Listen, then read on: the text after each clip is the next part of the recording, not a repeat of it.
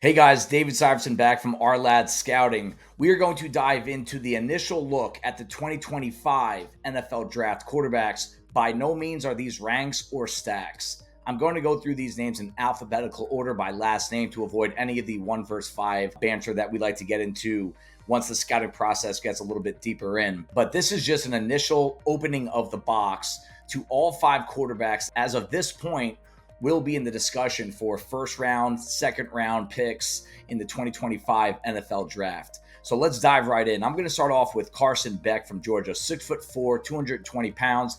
This is a 4-star recruit that did not get a starting job until the 2023 season. He was the backup to 2-time national champion and eventual NFL draft pick Stetson Bennett. In his first year as the number 1 guy under center, Beck led the SEC in passing. He got better and better as the season went on, and over his final 7 games, he completed 71% of his passes with 11 touchdowns and just 2 interceptions. For a guy that did not have any starts heading into 2023, Beck looked poised and confident. He knew what to do and when to do it. When looking at how he performed compared to the 6 first-round picks from the 2024 group, Beck was one of the more efficient guys. On average, he got the ball out faster than all of them. He was second in adjusted completion percentage, and he was third in overall yards. One thing we did not see much of was the success throwing the ball down the field. He did throw a lot of short, simple passes, and much of Georgia's passing game last year was built on yards after catch. He was the worst in the group in yards per attempt on passes over 20 yards, worst in completion percentage, second worst in NFL passer rating. He simply did not put a ton of wow, impressive throws on tape, and that is what I want to see more of in 2024. He is the leader of the national champion favorite, and even though Kirby Smart wants to run the ball similar to what Michigan did last year, we can still get a lot from watching Beck in high-pressure situations in 2024. Beck did not create a lot with his legs, and he did not respond very well to pressure, but there is a pass given to someone starting for the first time, especially in the SEC. The baseline ingredients and his propensity to play on time with a solid arm and repeatable mechanics give a very pro feel to his game.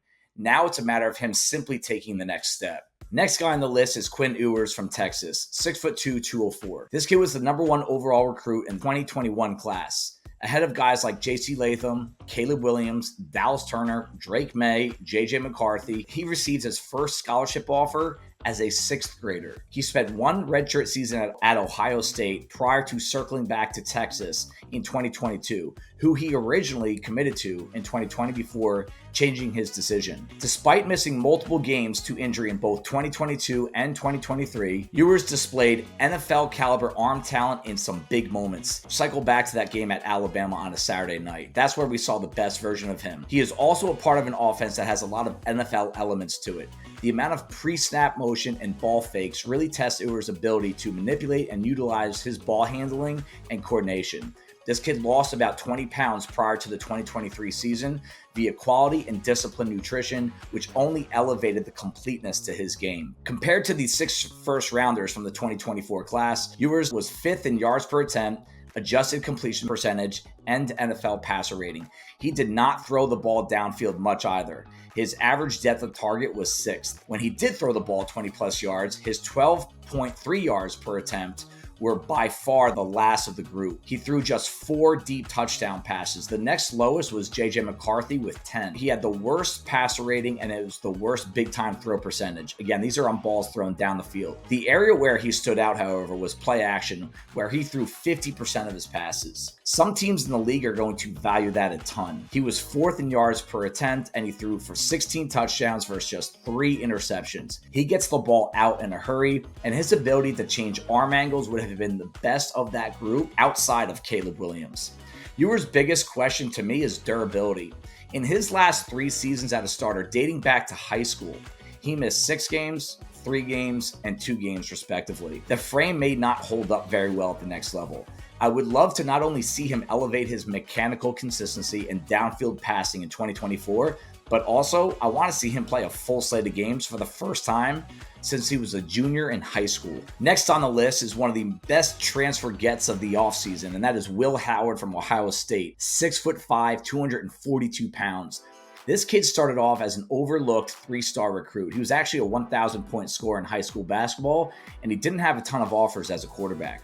His early years at Kansas State were a struggle. He lost the starting quarterback competition to a couple of veterans, Skylar Thompson and Adrian Martinez. He did get on the field a few times because of injuries, but really he became the guy towards the back half of 2022 and beyond. While the 2023 season did not pan out the way many were hoping for, the traits Howard showed on a less than stellar offense are going to draw NFL teams in. Now that Howard is playing for Ohio State, one of the national champion favorites, we are going to see how he responds to big-time pressure and being surrounded by NFL talent. When looking at Howard compared to the 6 first-rounders in 2024, his numbers were bottom of the barrel when it came to yards per attempt, adjusted completion percentage, and NFL passer rating. His numbers were especially bad when it came to throwing the ball downfield.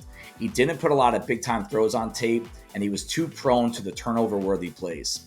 Howard's current status centers around what he can be and the subtle but important traits that don't always show up on the stat sheet. He is an excellent decision maker when it comes to avoiding the unnecessary hits. This is the kind of durable guy that will be on the field every Sunday for your franchise. His natural accuracy and poise are impressive, and that will be tested at a higher level now that he's with the Buckeyes. The arm talent and ability to impact the game with his legs on that 6'5", 242-pound frame will be a great starting point. He has a couple of traits that truly stand out among others in the group, and that's really what we're looking for at this point. The frame and ball placement, short to intermediate, are great starting points that he can stand on, but now he needs to simply show more in 2024. Next up is Jalen Milroe from Alabama, 6'2", 220 pounds. Milroe was in the same recruiting class as the likes of Caleb Williams, Drake May, and JJ McCarthy. He arrived to Alabama as a backup to eventual #1 overall pick Bryce Young for 2 seasons. He ended up seeing some more substantial playing time in 2022 after an injury to Young. Came off the bench in the second quarter against Arkansas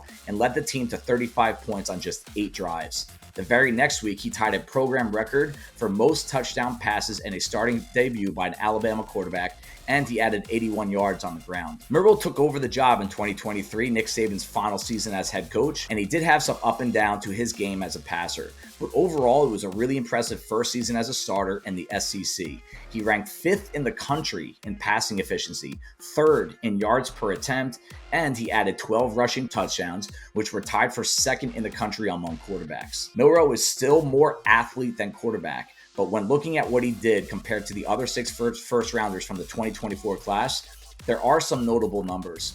He only threw the ball 285 times. The next lowest was Jaden Daniels at 332. Michael Penix, for reference, threw the ball 556 times. He finished with the best big-time throw percentage and ranked 3rd in turnover-worthy percentage plays. His 13.4 yards average depth of target were by far the highest. The next highest was Drake May at 11.4 yards.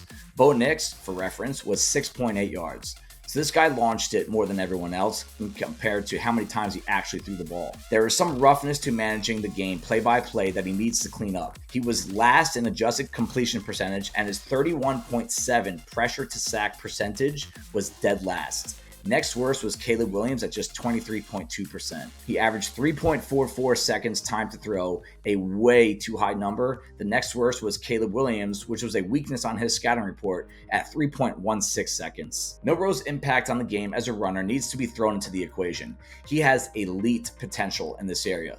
His ball security was poor, however. He fumbled 13 times in 2023. Jaden Daniels, for reference, just 3 times. But he did average 3.87 yards after contact per carry, and he broke 35 tackles. These are legit running back numbers.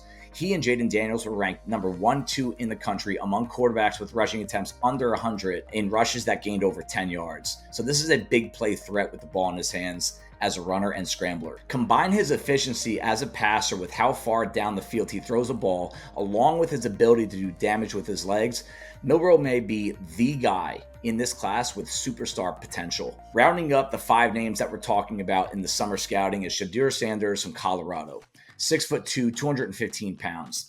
The son of Hall of Fame cornerback Deion Sanders has not followed a path followed by many, if any.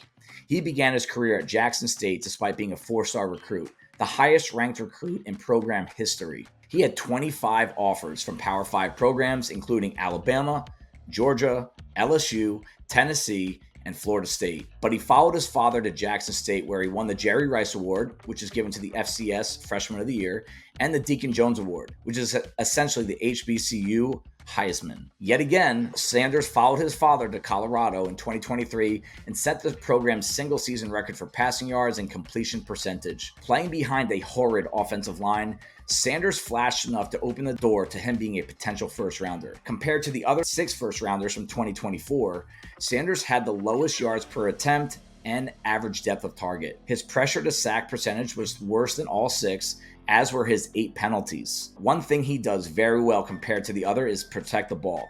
His minuscule 1.6 turnover-worthy play percentage tied for the second best. Sanders is a tough eval because of how much pressure he was constantly under, a crazy 36% of his dropbacks.